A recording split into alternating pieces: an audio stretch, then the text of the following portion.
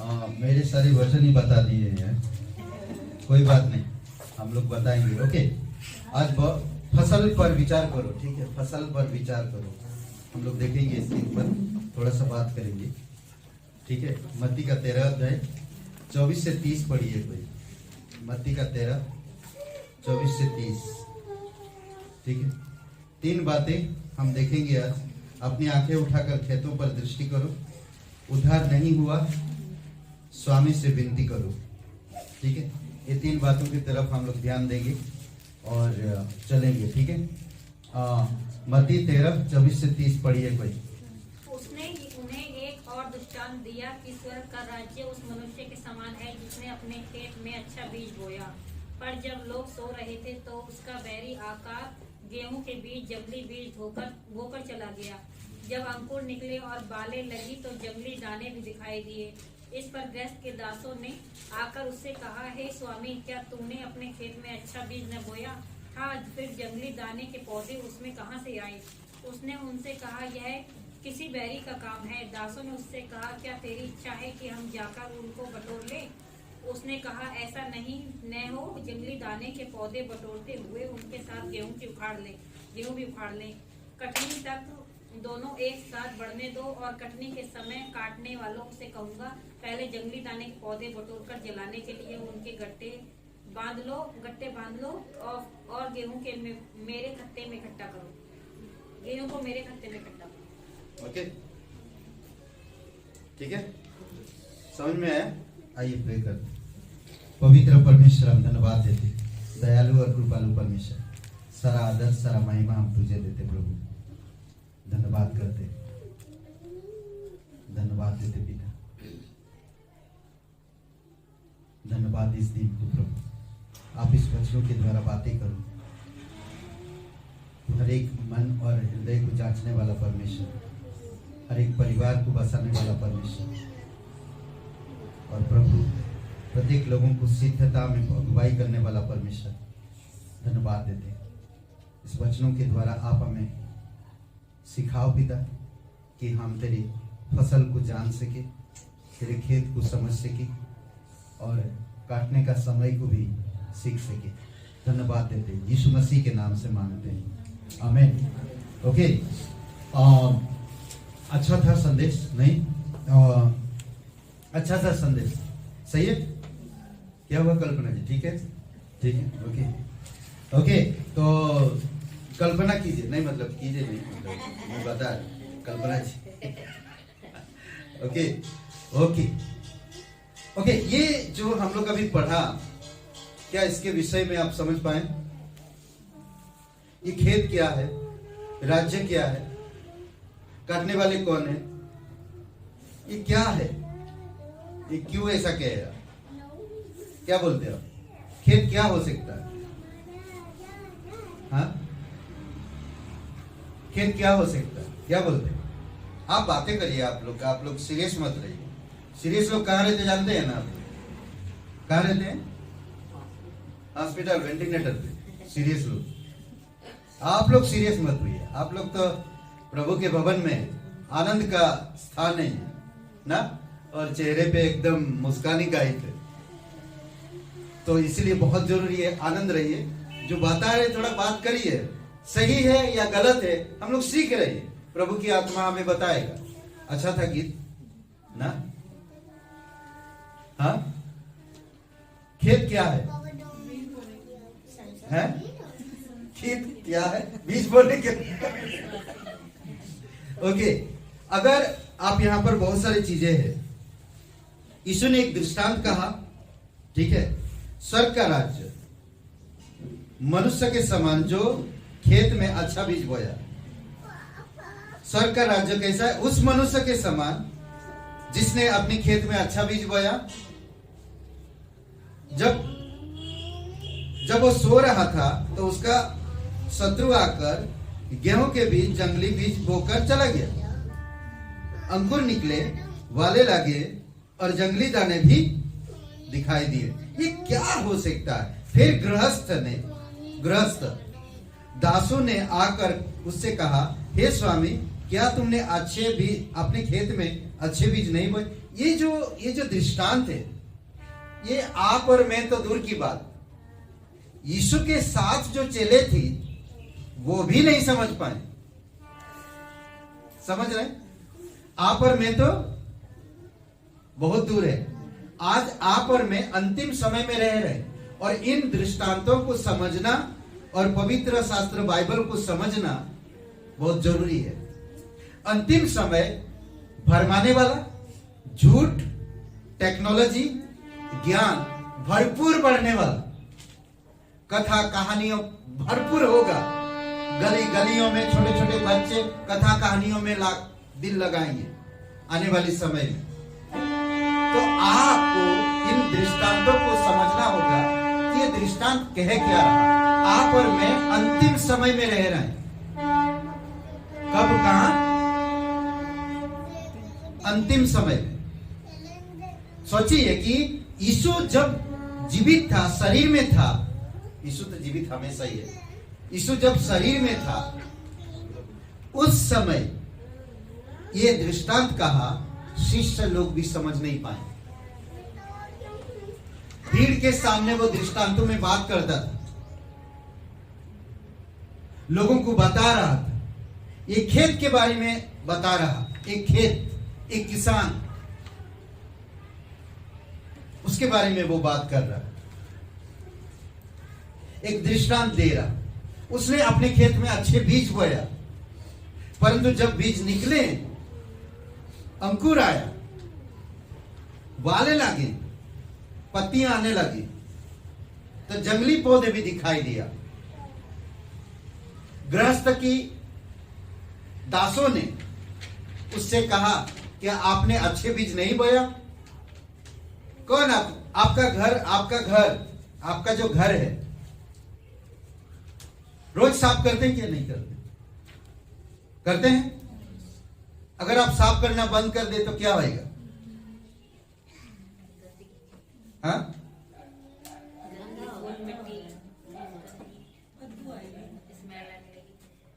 नहीं, आज हम कलीसिया नहीं आते, बाइबल नहीं पढ़ते, वचन नहीं पढ़ते, परमेश्वर की आज्ञा नहीं मानते, तो ये दिल और मन गंदगी नहीं होगा? क्या बोलते हैं? अपने आप हो जाएगा, किसी को करने की जरूरत ही नहीं है, अपने आप होगा। आपका घर साफ करना बंद कर दीजिए, गंदगी अपने आप हो जाएगा। नहीं, आप 2 दिन में मत नहाइए, 4 दिन मत नहाइए,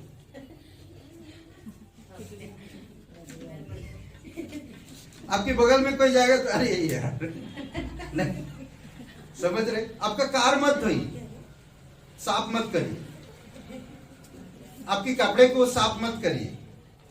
देखिए, ये कुछ साफ नहीं करना, बस आप अगर परमेश्वर की बातों को ध्यान नहीं देंगे, पढ़ेंगे नहीं, उसके अनुसार चलेंगे नहीं, तो आप साफ कैसे रहेंगे?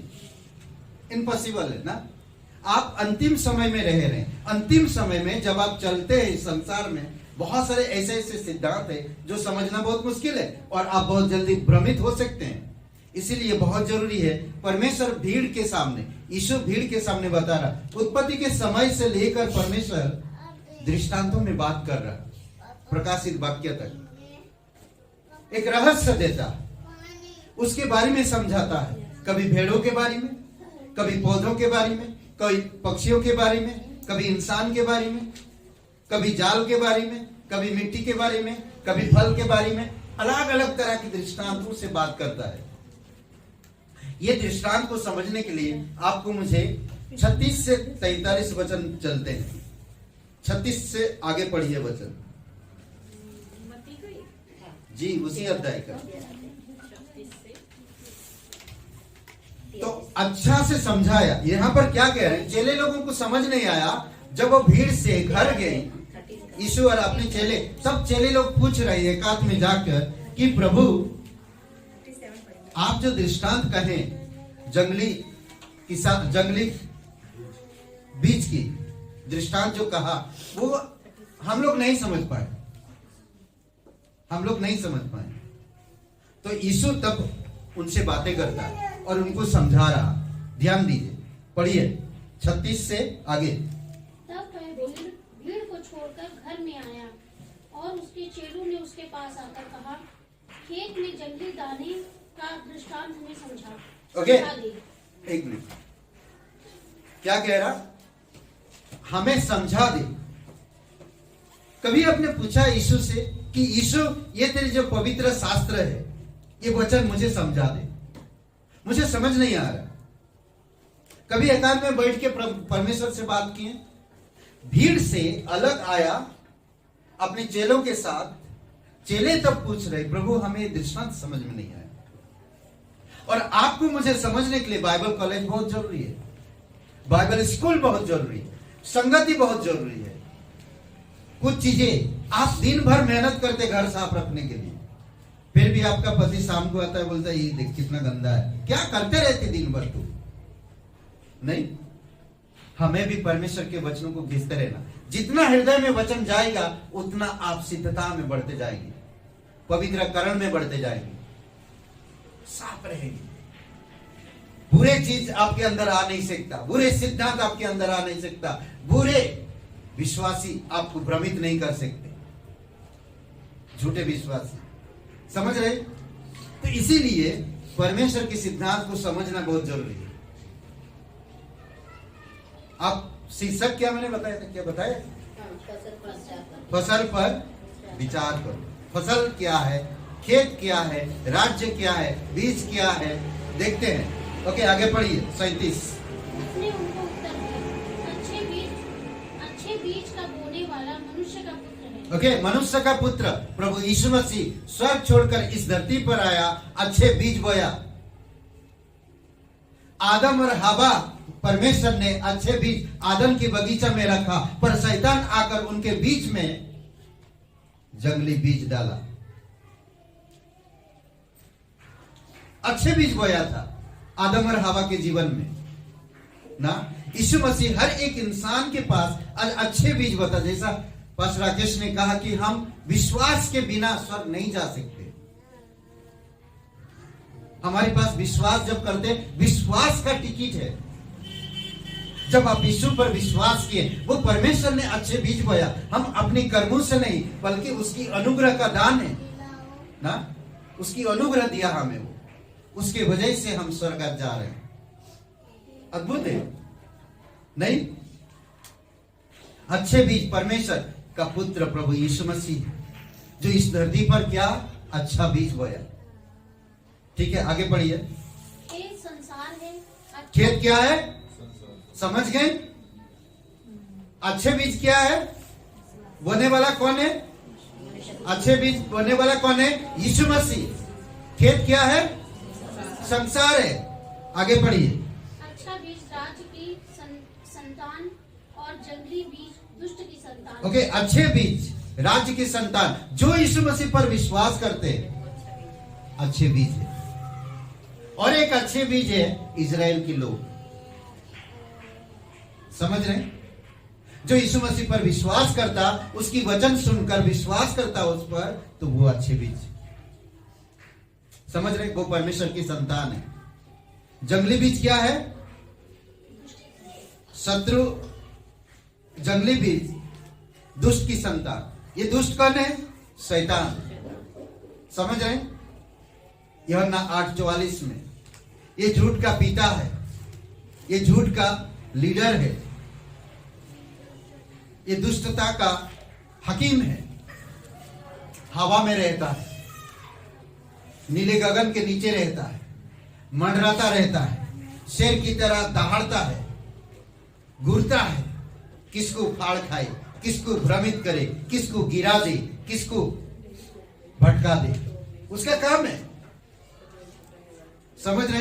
परमेश्वर, अगर आप विश्वास करते हो, यीशु मसीह का पवित्र आत्मा आपके अंदर अच्छा बीज बो रहा, परंतु उसके साथ साथ शैतान भी आपके अंदर दुष्टता की बीज बोने के लिए कोशिश करते रहता है। समझ रहे? अद्भुत कैसा ना? मैं तो अच्छे रास्ते में चल रहा, पर उसने मुझे आके ठुका और मैं नाले में गिरा। मैं अच्छे चल रहा था, मेरे लेफ्ट साइड में मैं चल रहा, मैं अच्छा चल रहा, पर पीछे से मारा उसने, मैं नाले में कूद गया, पूरा काला हो गया। चोट नहीं लगा, पर नाले का पानी इतना गंदा था, मैं खुद गंदा हो गया। मैं अच्छा चल, कभी कभी आप और मैं बहुत अच्छे चलते हैं, पर शैतान आपको गिराने के लिए कोशिश करते रहता है। समझ रहे? वो कोशिश करते रहता है। पढ़िए आगे। जिस शत्रु ने उनको बोया वह शैतान है। ओके, बीच एक मिनट रुक रुक के पढ़िए। जिस शत्रु ने बोया वो कौन है? शैतान है। इब्लीस जो कहलाता है, भोर का चमकीला तारा भी कहलाता है। पता है ये शैतान घमंडी है, अहंकार, विरोधी है। यशायाह 14:12-15 में समझ रहे हैं? ये शैतान इब्लीस है। यीशु को परखा, यीशु के अंदर कोशिश किया कि उसके अंदर में दुष्टता की बीज डालूं। हवा के अंदर दुष्टता की बीज डाला। नहीं नहीं नहीं नहीं नहीं, हवा अगर तुम खाओगे तो तुम परमेश्वर के जैसे बन जाओगे। कौन नहीं चाहता मैं परमेश्वर बनूं? कौन नहीं चाहता? मैं परमेश्वर बन नहीं सकता। कभी भी कोई दास गुरु से बड़ा नहीं हो सकता। गुरु के तरह ही बन जाना जब काफी है। पर शैतान कहता तुम गुरु से भी बढ़कर बने वाले। चलो भाई, करते हैं, खाते हैं ना, खा लेते हैं। नहीं समझ रहे हैं? आगे बढ़िए। कटनी जगत का अंत है और काटने वाले स्वर्गदूत हैं। ओके, कटनी क्या है? जगत का अंत है। आप और मैं जगत के अंत के समय रह रहे हैं। तो इसीलिए बहुत जरूरी है कि आपको मुझे समझना बहुत जरूरी है। इसके राज्य में से सब ठोकर के कारणों को और कर्म करने वालों को इकट्ठा करेंगे और उन्हें आग के कुंड में डालेंगे, जहां रोना और दांत पीसना होगा। उस समय धर्मी अपने पिता के राज्य में सूर्य के समान चमकेंगे, जिसके कान भी वह सुने। ओके, तो इसीलिए बहुत जरूरी, ये सारे अर्थ समझ गए आप? अच्छा से पढ़िए और अच्छा से समझ सकते हैं। समझ रहे? अच्छे बीज का बने वाला मनुष्य का पुत्र है। खेत संसार है। अच्छा बीज राज्य के संतान है। जंगली बीज दुष्ट के संतान है। शत्रु ने उसको बोया जो वो शैतान है। कटनी जगत का अंत है। कटने वाले स्वर्गदूत है। और जब कट लिए जाएंगे अच्छे बीज को बटोर लेंगे और जंगली बीज को लेकर आग की झील में, आग में डाल देंगे। ये जगत का अंत के बारे में बता रहा है। सोचिए, उस समय यीशु मसीह चेलों को समझा रहा और चेलों को बता रहा। आप और आज आप और मैं करीबन 3000 साल पहले की बात हम लोग बात कर रहे हैं। 2500-3000 साल पहले की बात कर रहे हैं। यीशु मसीह चेलों को समझा रहा था। उस समय चेले जैसे यीशु ने उन्हें समझाया वैसे उन्होंने फसल की तरफ ध्यान दिया। वैसे उन्होंने फसल की तरफ ध्यान दिया। फसल की तरफ देखा। कहते हैं, इंग्लिश में कहता है कि कंसर्न द हार्वेस्ट। विचार करो, फसल पक चुकी है। फसल की तरफ आंख उठाओ, फसल की तरफ देखो। फसल कौन है? फसल क्या है? इंसान, जो आज पापी हालत में मर रहे हैं, जो आज लड़ाई है, जो आज अधर्म है, जो आज हर एक देश पर दुश्मन बने हुए हैं। हर एक देश क्या चीज खरीद रहा? लोगों की प्राणों को बचाने के लिए नहीं खरीद रहा, वो पूरे लोगों को, हर एक दुनिया को नष्ट करने के लिए परमाणु हथियार खरीद रहा है। परंतु कोई नहीं सोच रहा कि इंसान मर रहे हैं। एक एक जगह पे इतनी सारे बिल्डिंग गिर रहा, पुल गिर रहा, पानी, वातावरण कितना इतना बदल रहा। इन सब चीजों के बारे में कोई नहीं सोचता है। इंसान के जीवन के बारे में कोई नहीं सोच रहा। सोचिए, अंतिम समय पे आप और मैं रह रहे हैं। प्रकृति आपदाएं ये सब बढ़ने वाली हैं। कहीं पर भूकंप, कहीं पर प्रचंड वायु ना, आंधी तूफान, कहीं पर इतनी बारिश से बह जाते लोग। पता है, अभी बरसात के समय में जिंदगी में कभी राजस्थान के लोगों ने देखा नहीं था कि बरसात में इतनी बालू उनके घर में भर जाएगा। कभी नहीं देखा था वो लोग। जिंदगी में कभी नहीं सोचा था कि इतनी इतनी गाड़ियां डूब जाएगा बारिश के पानी में और बालू के नीचे गाड़ियां चला जाएगा। कभी नहीं सोचा था। अलग अलग जगह पे अलग अलग आपदाएं किस तरह से हो रहा, पूरे दुनिया में, सिर्फ भारत में नहीं बल्कि पूरे दुनिया में इस प्रकार की हो रहा। आप और मैं अंतिम समय में रह रहे हैं। इसीलिए परमेश्वर कहता हे तुम्हें आंखें उठा के देखो फसल की तरह। खेत पाक चुका है, खेत पाक चुका है, काटने का समय 4 महीना बाकी है। आप सिर्फ 4 महीना बाकी है। यूहन्ना का किताब 4 अध्याय खुली 35 से 38 पढ़िए। पहला पॉइंट, अपनी आंखें उठाकर खेतों पर दृष्टि डालो। खेत ये संसार है। संसार में ऐसे ऐसे लोग रह रहे हैं आज। इसमें आपकी प्रियजन भी है, आपकी रिश्तेदार है, आपकी भाई बंधु और कुटुंब है। इस संसार में, ये संसार का अंत का समय है। आप और मैं जो विश्वास किए, आप और मेरा जो जिम्मेदारी है, परमेश्वर जो हमें बुलाया, परमेश्वर हमें जो चुना है, आपको मुझे इसीलिए कहता कि खेत और फसल की तरफ दृष्टि करो। पढ़िए कोई यूहन्ना 4 अध्याय 35 से 38। क्या तुम नहीं कहते कि कटनी होने में अब भी 4 महीने पड़े हैं? देखो मैं तुमसे कहता हूँ, अपनी आंखें उठाकर खेतों पर दृष्टि डालो कि वे कटनी के लिए पक चुके हैं और काटने वाला मजदूरी पाता और अनंत जीवन के लिए फल बटोरता है, ताकि बोने वाला और काटने वाला दोनों मिलकर आनंद करे। क्योंकि इस पर यह कहावत ठीक बैठती है कि बोने वाला और है और काटने वाला और। मैंने तुम्हें यह वह खेत काटने के लिए भेजा जिसमें तुमने परिश्रम नहीं किया और औरों ने परिश्रम किया, और तुमने उनके परिश्रम के फल में भागी हुए। ओके, फसल पर विचार करो, अपनी आंखें उठाकर खेतों पर दृष्टि डालो। काटने में 4 महीना बाकी है। एक किसान के बारे में सोचिए कि जब वो बोता है, खेत तैयार करके जब वो बोता है तो उस पर ध्यान देता है, आखिरी तक उसका ध्यान रखता है। अगर वो फसल पक चुका है, अगर वो छोड़ दिया तो हो सकता है कोई बरसात या आंधी आ गया तो उसकी फसल बर्बाद हो सकता है। इसलिए आज हम अंतिम समय पर रह रहे हैं। आपको, मुझे, आप और मेरी जिम्मेदारी है हमारे देश के लोगों के लिए प्रार्थना करना, हमारे देश की तरफ देखना और विश्वासी के बारे में सोचना, उनके प्राणों के बारे में सोचना। उनको बचाने के लिए परमेश्वर आपको मुझे नियुक्त किया है ताकि हम उनको बचा सके। ये इंसान पाप में भर चुके हैं, पाप में पूरी तरह से। योएल की किताब में एक कहता है 3 अध्याय और वचन 13 में कहता कि पाप इतनी बढ़ चुकी है, हंसिया लगाने का समय आ चुका है। हंसिया का मतलब जानते हैं? फसल पक चुकी है, हंसिया डालने का ही है समय। हाथ में लो हंसिया और जाओ लवने के लिए, काटने के लिए। समझ रहे? समय पूरा हो चुका है। बोलते कि उनकी जो पाप है, उनकी जो बुराई है, वो रस कुंड की तरह उमड़ रहा है, उनकी बुराइयां। अब समय समाप्त हो गया है। कटनी के लिए 4 महीना सिर्फ बचा है।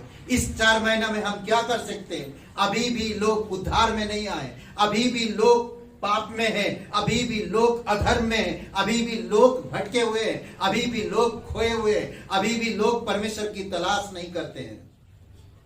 4 महीना बाकी है।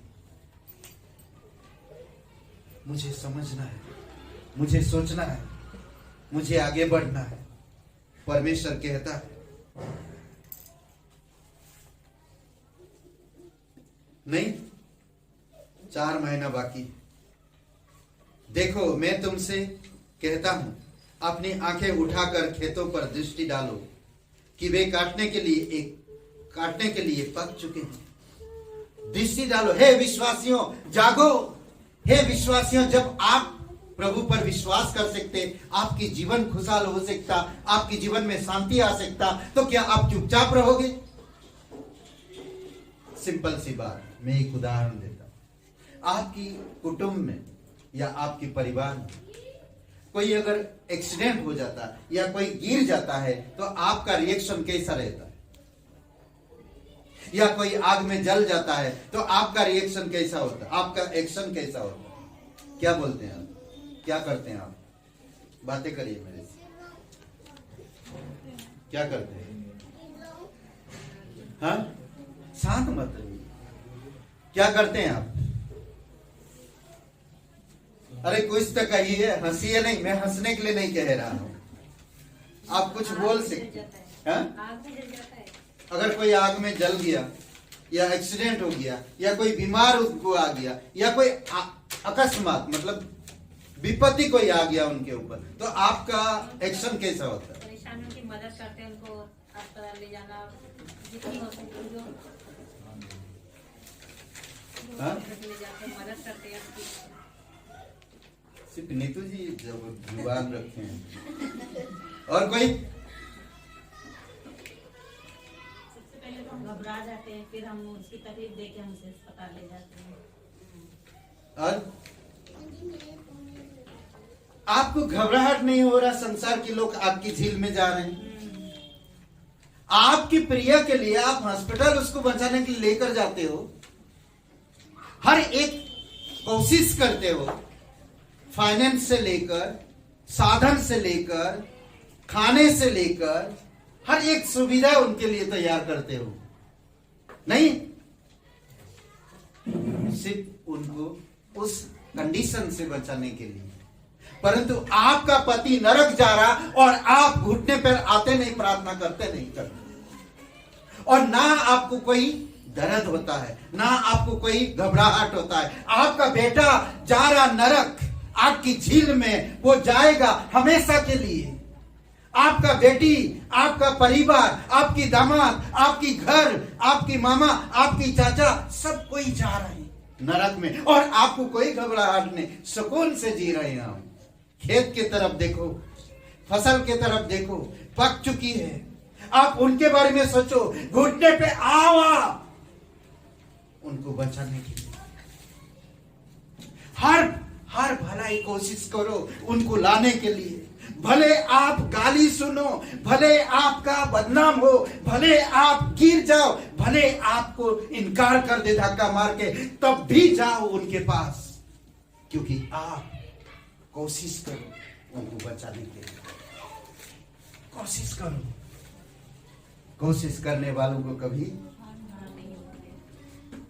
नहीं, कोशिश करो। अभी 4 महीना बाकी है, 4 महीना बाकी है। पता है ये सब कोशिश कौन कर रहा था? हम देखते हैं वो दर्द से भर गया था। यिर्मयाह दर्द से भर गया था। यिर्मयाह का किताब खोलिए, 8वां अध्याय। हम वचन ध्यान देंगे 20 वचन को, परंतु 18 वचन से आप पढ़िए। यिर्मयाह की किताब 8 अध्याय 20 वचन को ध्यान देंगे। 20 वचन पहले पढ़ लीजिए, उसके बाद फिर 18 वचन पढ़िए। देखिए यिर्मयाह किस प्रकार पीड़ा में आता है, अपने लोगों के लिए, अपने शहर के लिए, अपने देश के लिए। वो कितनी पीड़ा में आता है, वो अपने आप को पीड़ा महसूस करता। समझ रहे? पढ़िए। कटनी का समय बीत गया, फल तोड़ने की ऋतु भी समाप्त हो गई और हमारा उद्धार नहीं हुआ। क्या कह रहा? काटने का समय अब समाप्त हो गया। यूहन्ना की किताब में हम देख रहे, हे भाइयों सुनो, 4 महीना कटने का समय है। खेत की तरफ, फसल की तरफ आंखें उठाओ। और यहां पर कहता है कटनी का समय समाप्त हो गया है। और क्या कह रहा कि कटनी का समय बीत गया है, फल तोड़ने की भी ऋतु भी समाप्त हो गया, हमारा उद्धार नहीं हो पाया। ये हमारा कौन है? ये अपने लोगों का, अपने देश का, अपनी राज्य के, अपने पड़ोसन के, अपने प्रियजनों के उद्धार अभी तक नहीं हुआ। यिर्मयाह कहता 18 वचन में, हाय हाय, हम शोक के दशा में, मुझे शांति कहां से मिलेगा? मैं शोक करते जा रहा हूं, इनको शांति नहीं, ये दुखी है, ये नरक की तरफ बढ़ रहे, ये पाप में मर रहे, ये लोग, मुझे कौन शांति देगा? मुझे बहुत पीड़ा है। आप सोचिए, मेरा हृदय भीतर ही भीतर तड़पता है, इनके लिए। मेरा हृदय तड़प रहा है, हे प्रभु केवल तू इनको बचा सकता है। हे प्रभु, हे यीशु केवल तू इनको ला सकता है। हे यीशु केवल तू इनको नरक से, पापों से और अधर्म से और मौत से तू इनको छुड़ा सकता और स्वर्ग में ला सकता है। मैं अंदर ही अंदर व्याकुल हूं, मैं अंदर ही अंदर तड़प रहा हूं, मेरा हृदय तड़प रहा है इन लोगों के लिए। अभी तक उद्धार नहीं हुआ, समय बीत गया।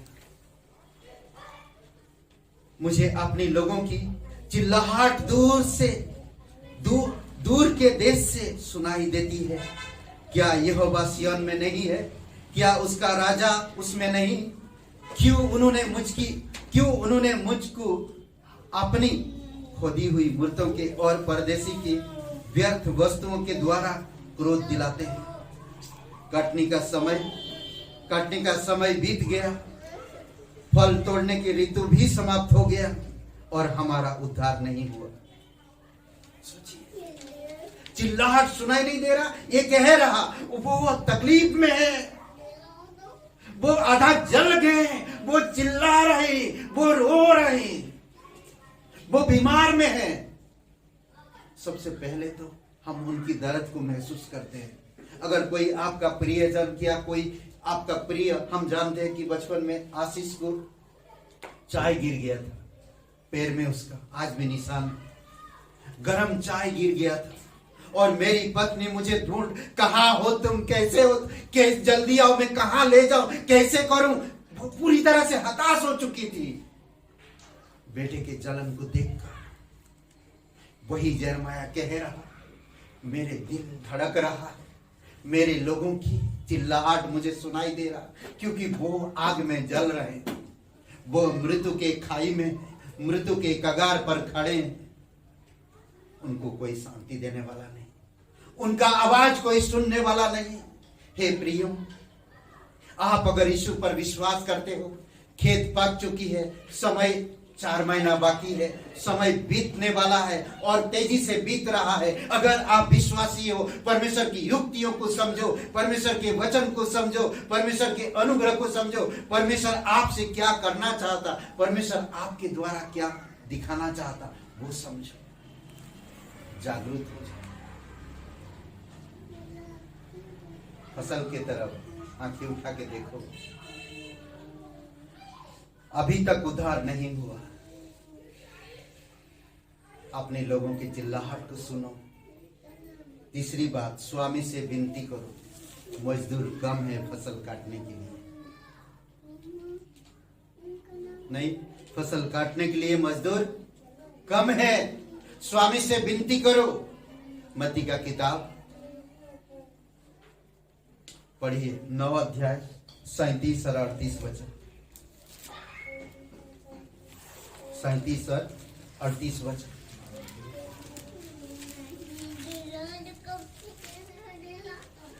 कौन सा बोला? मत्ती का 9। तब उसने अपने चेलों से कहा, पक्के खेत तो बहुत हैं पर मजदूर थोड़े हैं, इसलिए खेत के स्वामी से विनती करो कि वह अपने खेत काटने के लिए मजदूर भेज दे। ओके, विनती करो, आओ प्रार्थना में संगति करो, मन लगाओ, घर घर रोटी तोड़ो, घर घर बुला, एक दूसरे से इकट्ठा होना मत छोड़ो। भले हम एक गीत गा रहे, उस गीत के कारण कोई आवाज सुना और वो गीत के कारण उद्धार में आ गया, नहीं मालूम हमें, नहीं पता हमें। इसीलिए हमें प्रार्थना में आना और प्रार्थना करना, मेरे देश के लिए, मेरे लोगों के लिए, मेरे गांव के लिए, मेरे प्रियजनों के लिए, मेरे शहर के लिए, मेरे मोहल्ले के लिए मुझे प्रार्थना करना है। हमें पास्टर को या टीम को हौसला बढ़ाना है, एक टीम मेंबर की तरह मुझे आगे आना है और मुझे घुटने पे आकर मेरे देश के लिए, मेरे लोगों के लिए और मेरे टीम मेंबर्स के साथ में परमेश्वर की पुकार और परमेश्वर का उद्धार लोगों तक आए और परमेश्वर उनको बचाए। तब उसने अपने चेलों से कहा, पके खेत तो बहुत है पर मजदूर थोड़े हैं, इसलिए खेत के स्वामी से विनती करो कि वह अपने खेत काटने के लिए मजदूर भेज दे। विनती करो कि कलीसिया में ऐसे ऐसे लोगों को जोड़ो प्रभु, लेकर आओ पिता तेरे राज्य में, जो लोग मिशनरी बन सके, जो लोग पास्टर टीचर बन सके, जो लोग फसल काटने के लिए मजदूर कि जैसा काम कर सके ऐसे ऐसे लोगों के लिए प्रार्थना करो। स्वामी परमेश्वर ऐसे ऐसे लोगों को लेकर आ जो तेरे राज्य को लेकर। आज कितने शहर है, कितने देश, कितनी कितनी कितनी जिलाएं हैं हमारे उत्तर प्रदेश में। आज हर एक जगह, एक एक जगह में देखता हूं हर दिन मर्डर होता है, हर दिन बलात्कार हो रहा है, हर दिन लोग मर रहे हैं। ये अच्छी बात नहीं। शैतान का बीज भरपूरी के साथ बढ़ रहा है, पर परमेश्वर की राज्य की लोग शांत है। हमें जागरूक होना, स्वामी के पास आना है, खेत के तरफ आंखें उठाना है, उद्धार के लिए हमें पुकारना है, तैयार होना। समय बीत चुका है, स्वामी से विनती करना है। आइए हम लोग प्रार्थना करते हैं। ये पवित्र परमेश्वर, हम धन्यवाद देते हैं। दयालु और कृपालु परमेश्वर, सारा आदर सारा महिमा हम तुझे देते प्रभु। हम जानते हैं कि तू अद्भुत परमेश्वर है। तू आत्माओं को जीतने के लिए हर तरह की तूने काम को अंजाम देने के लिए तैयार है, पर इंसान तेरे उस काम को, उस आशीष को, उस उद्धारता को समझ नहीं पाते। प्रभु यीशु, आप अगुवाई करो, आप दया करो, आप कृपा करो, प्रत्येक भाई बहनों को अगुवाई करो। प्रभु यीशु दयालु और कृपालु परमेश्वर, धन्यवाद देते। यहाँ पर कोई भाई बहन है, आप पहले कभी विश्वास नहीं किए हैं, आज आपके पास मौका है। यीशु नासरी आपसे बहुत प्यार करते हैं, आपके लिए क्रूस पर जीवन दिए हैं, कब्र में गए और तीसरे दिन जी उठे। हम सब पापी इंसान है, बाइबल कहता है, और पाप की सजा मौत है, और मौत के कारण हम परमेश्वर के पास नहीं जा सकते। परमेश्वर ने एक उपाय दिया ताकि हम मौत से और नरक से बचने के लिए एक उपाय दिया है, और वो उपाय है जिस तरह पास्टर राकेश ने कहा कि हम यीशु पर विश्वास करें। परमेश्वर ने जगत से प्रेम किया और अपने इकलौता पुत्र दिया ताकि जो कोई उसके नाम पर विश्वास करे वो नष्ट ना हो परंतु अनंत जीवन प्राप्त करे। अगर आप विश्वास करना चाहते हैं तो मेरे साथ ही प्रार्थना को सच्चे मन से, सच्चे दिल से आप ये प्रार्थना मन के अंदर कह सकते मेरे साथ। हे यीशु, मैं जानता हूँ मैं एक पापी इंसान हूँ, मैं खुद को नहीं बचा सकता। मैं धन्यवाद करता हूँ तू मेरे कारण, मेरे अपराधों के कारण क्रूस पर दंडित हुआ, मेरा सारा दंड आपने ऊपर ले लिया। हे यीशु, मुझे क्षमा कर, मेरे हृदय में आ, मुझे नया जीवन दे। मैं तन मन से विश्वास करता हूँ तू मेरा उद्धार करता, तू मेरा मुक्तिदाता, तू पवित्र परमेश्वर का एक लौता पुत्र मसीहा, मेरा मुक्तिदाता। धन्यवाद देता हूँ यीशु नासरी के नाम से, आमीन।